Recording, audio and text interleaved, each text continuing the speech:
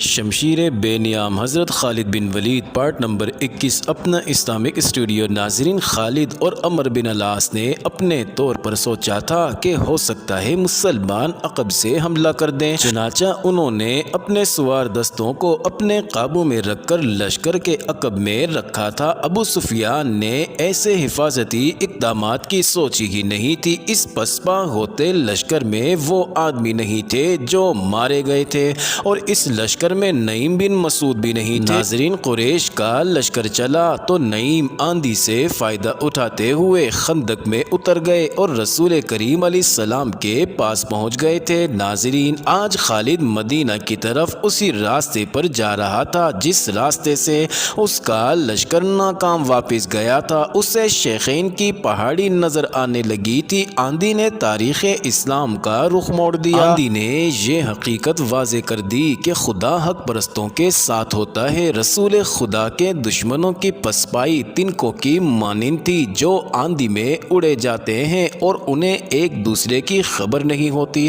ناظرین، خالد کو یہ پریشانی لاحق تھی کہ مسلمان تعاقب کریں گے، لیکن مسلمانوں نے تعاقب کی سوچی ہی نہیں تھی۔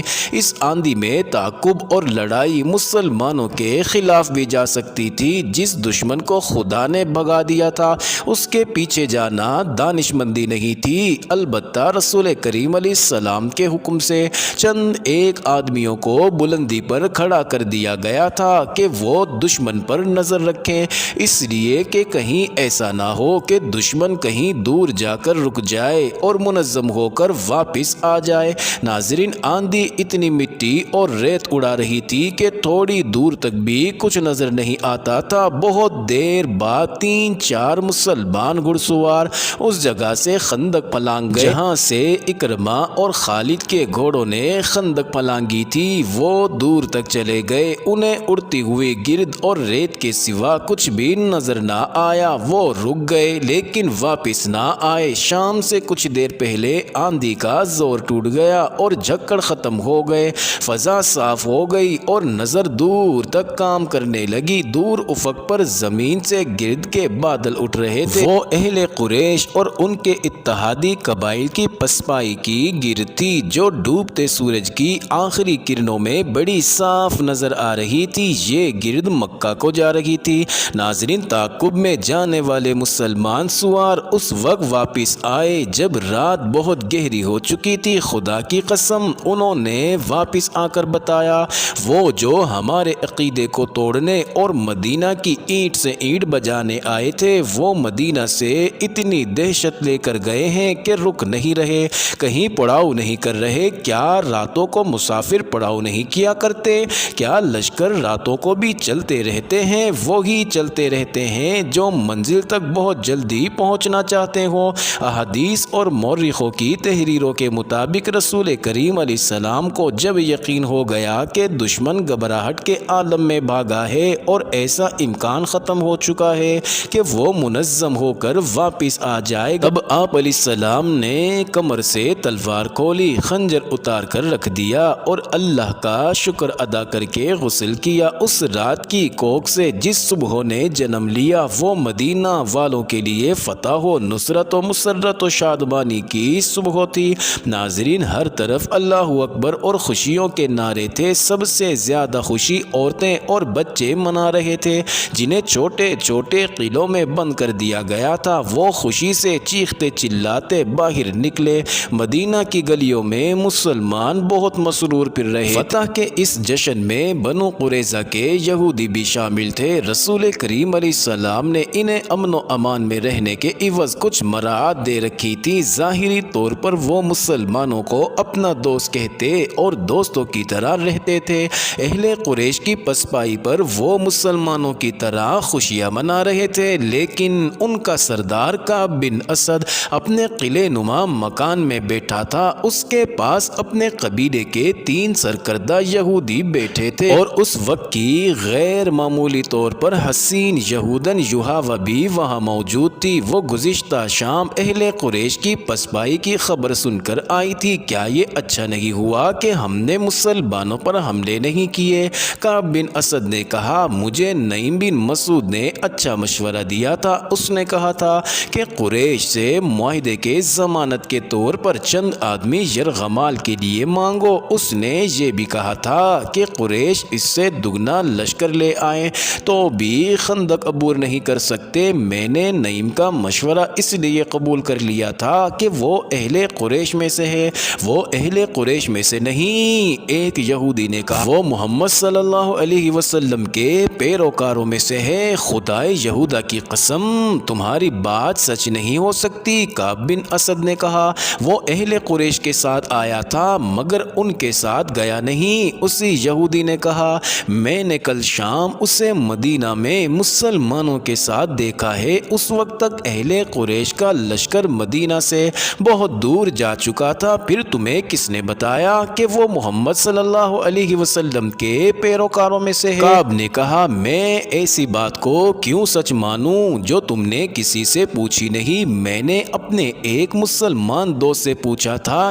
یہودی نے کہا میں نے نعیم کو دیکھ کر کہا تھا کیا مسلمان اب قریش کے جنگی قیدیوں کو کھلا رکھتے ہیں؟ میرے دوست نے جواب دیا تھا کہ نعیم کبھی کا اسلام قبول کر چکا ہے، اسے مدینہ میں آنے کا موقع اب ملا ہے، پھر اس نے ہمیں مسلمانوں سے نہیں بلکہ مسلمانوں کو ہم سے بچایا ہے۔ کعب بن اسد نے کہا اس نے جو کچھ بھی کیا ہے ہمارے لیے اچھا ثابت ہوا ہے، اگر ہم قریش کی بات مان لیتے تو مسلمان ہمارے دشمن ہو جاتے۔ ایک اور یہودی نے کہا تم یہی کہنا چاہتے ہو نا کعب، مسلمان پھر بھی ہمارے دشمن ہیں، ہمیں محمد علیہ السلام کے نئے مذہب کو یہیں پر ختم کرنا ہے ورنہ محمد صلی اللہ علیہ وسلم ہمیں ختم کرا دے گا۔ کیا تم نہیں دیکھ رہے کہ یہ مذہب جسے یہ لوگ اسلام کہتے ہیں کتنی تیزی سے مقبول ہوتا جا رہا ہے؟ تیسرے یہودی نے جو معمر تھا کہا ہمیں اس کے آگے بند باندھنا ہے، اسے روکنا ہے، لیکن کیسے؟ کعب بن اسد نے پوچھا قتل۔ معمر یہودی نے کہا محمد صلی اللہ علیہ وسلم کا قتل ایسی جرت کون کرے گا؟ کعب بن اسد نے کہا تم کہو گے کہ وہ ایک یہودی ہوگا، اگر وہ محمد علیہ السلام کے قتل میں ناکام ہو گیا تو بنو قینقاع اور بنو نذیر کا انجام دیکھ لو۔ مسلمانوں نے انہیں جس طرح قتل کیا ہے اور ان میں سے زندہ بچ رہنے والے جس طرح دور دراز کے ملکوں کو بھاگ گئے ہیں وہ نہ بھولو۔ خدائے یہودا کی قسم، معمر یہودی نے کہا میری عقل تم سے زیادہ کام نہیں کرتی تو تم سے کم بھی نہیں، تم نے جو آج سوچا ہے وہ میں اور لیس بن موشان بہت پہلے سوچ چکے ہیں۔ کوئی یہودی محمد صلی اللہ علیہ وسلم کو قتل کرنے نہیں جائے گا، پھر وہ کون ہوگا؟ وہ قبیلہ قریش کا ایک آدمی ہے۔ بوڑھے یہودی نے جواب دیا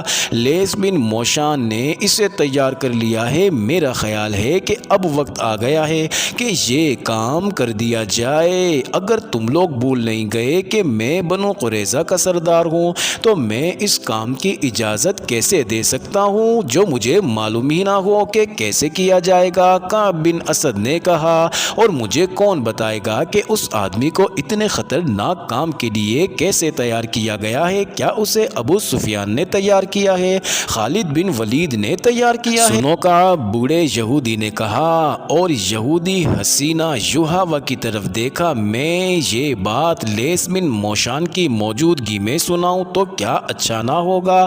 یوحوا نے کہا اس بات میں اس بزرگ کا عمل دخل زیادہ ہے، ہم اس بوڑھے جادوگر کو کہاں سے بلائیں؟ ہم اس بوڑھے جادوگر کو کہاں سے بلائیں؟ کعب بن اسد نے کہا ہم تم پر اعتبار کرتے ہیں، وہ یہی ہیں۔ بوڑھے یہودی نے کہا ہم اسے ساتھ لائے ہیں اور ہم اسے بھی ساتھ لائے ہیں جو محمد صلی اللہ علیہ وسلم کو قتل کرے گا۔ اب ہم انتظار نہیں کر سکتے، ہم سب کو امید تھی کہ قریش، غطفان اور ان کے دوسرے قبائل اسلام کا نام و نشان مٹا دیں گے، مگر ہر میدان میں انہوں نے شکست کھائی۔ ہم نے انہیں مدینہ پر حملہ کے لیے اکسایا تھا، وہ یہاں سے بھی بھاگ نکلے۔ خدائے یہودا کی قسم کعب، تم نے مسلمانوں پر عقب سے حملہ نہ کر کے بہت برا کیا ہے، میں اس کی وجہ بتا چکا ہوں۔ کعب بن اسد نے کہا وجہ صحیح تھی یا غلط؟ معمر یہودی نے کہا وقت ہاتھ سے نکل گیا ہے، اب ہم قریش کی فتح کا انتظار نہیں کر سکتے۔ اس نے یوحوا سے کہا لیس بن موشان کو بلاؤ، دوسرے کو ابھی باہر رکھو۔ ناظرین، یوحاوا کمرے سے نکل گئی، واپس آئی تو اس کے ساتھ لیس بن موشان تھا۔ وہ ایک بوڑھا یہودی تھا جس کی عمر 70 اور 80 برس کے درمیان تھی۔ اس کے سر اور داڑھی کے بال دودھ کی طرح سفید ہو چکے تھے، داڑھی بہت لمبی تھی، اس کے چہرے کا رنگ سرخ و سفید تھا۔ اس نے اونٹ کے رنگ کی قبا پہن رکھی تھی، اس کے ہاتھ میں لمبا عصا تھا جو اوپر سے سانپ کے پن کی طرح تراشا ہوا تھا۔ ناظرین، لیس بن موشان کو یہودیوں میں جادوگر کے نام سے شہرت حاصل تھی۔ شعبدہ بازی اور کالے علم میں وہ مہارت رکھتا تھا۔ وہ مکہ اور مدینہ کے درمیان کسی گاؤں کا رہنے والا تھا۔ اس کے متعلق بہت سی روایات مشہور تھی، جن میں سے ایک یہ تھی کہ وہ مردے کو تھوڑی سی دیر کے لیے زندہ کر سکتا ہے اور وہ کسی بھی مرد یا عورت کو اپنے تابع کرنے کی طاقت رکھتا تھا۔ ناظرین، یہودی اسے اپنا پیر و مرشد سمجھتے تھے۔ وہ جہان دیدہ اور عالم فاضل شخص تھا۔ وہ کمرے میں داخل ہوا تو سب اس کی تعظیم کو اٹھے، وہ جب بیٹھ گیا تو سب بیٹھے۔ خاندان موشان کی عظمت سے کون واقف نہیں؟ کعب بن اسد نے کہا، خدا یہودا کی قسم، ہم میں سے کوئی بھی آپ کو یہاں بلانے کی جرت نہیں کر سکتا تھا۔ یوحاوا شاید آپ کو لے کر آئی ہے، میں پیغمبر نہیں۔ کعب بن اسد، لیس بن موشان نے کہا، میں یہ خوبصورت الفاظ سننے کا عادی نہیں اور تعظیم و احترام کا وقت بھی نہیں۔ کوئی نہ بلاتا تو بھی مجھے آنا تھا۔ تم لوگ اپنے فرض کی ادائیگی میں بہت وقت ضائع کر چکے ہو۔ تم سے یہ لڑکی اچھی ہے جس نے وہ کام کر لیا ہے جو تمہیں کرنا چاہیے تھا۔ معزز موشان، کعب بن اسد نے کہا، ہم نے ابھی اس انتہائی اقدام کی سوچی نہیں تھی۔ اگر ہم محمد صلی اللہ علیہ وسلم کے قتل جیسا خوفناک ارادہ کرتے بھی تو یوحاوا کو استعمال نہ کرتے۔ ہم اتنی خوبصورت اور جوان لڑکی کو استعمال نہیں کر سکتے۔ معزز ناظرین، یہ انٹرسٹنگ ویڈیو جاری ہے، اگلی ویڈیو قسط نمبر 22 میں دیکھنا مت بھولیے گا۔